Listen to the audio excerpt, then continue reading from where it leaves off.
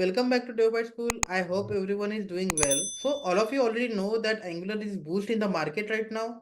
Okay, so Angular team is came back with the new version of Angular, that is Angular 17, and it is having very exciting new features and updates over there. Okay, so today we will discuss about them. So as you can see on the screen, there are certain features from Angular 17 I have displayed over here. So in Angular 17, the new logo is introduced. Then there is a fresh look and new documentation over there. So Angular team has created one new website for their Angular 17 documentation, that is angular.dev.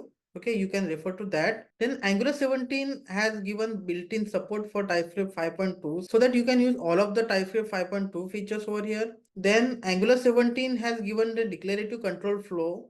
Then Angular 17 has introduced deferrable loading inside the code. Then Angular 17 has given support for view transition API as well. Then Angular 17 has given a support for improved server-side rendering as well. Okay. Then router refactoring is allowed using the router link over there. Okay. So we will see that later. And current version of Angular, that is Angular 17, does not support any previous versions of Node.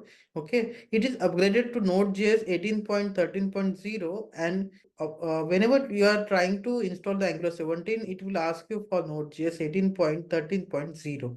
Okay, so let's see one by one features. So as you can see, there is very stylish and interactive logo Angular has introduced. Then Angular 17 has given new website angular.dev, and it is having very nice look. We will go through the website once. So as you can see on the screen, angular.dev has very nice UI. See.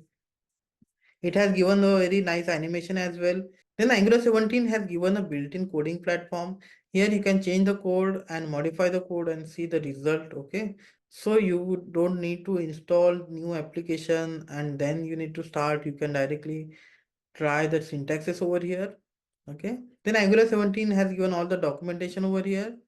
As you can see, it has given in detailed documentation for component directives, okay, how you use routings over here, hydration, testing, pipes, HTTP client, animation, and everything. So I will suggest you, once you visit this website, I will provide this link into the description box.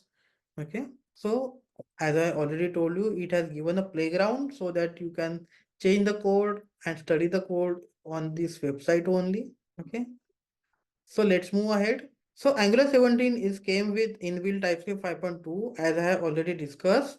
So latest version of Angular supports metadata with decorator programming, module augmentation. Okay. Then it supports union of array, type inference, and type analysis as well. So in detail, you can study the TypeScript 5.2. What are their features?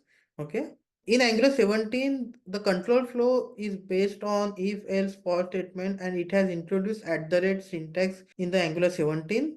Okay, so similar to the JavaScript for loop, you can see over here, I have given one example. You can use a @for and declare ng for loop inside this. Okay, and you can even use track like this.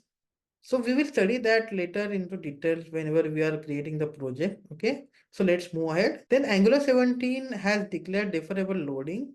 Using @defer control block, we can enhance Angular performance.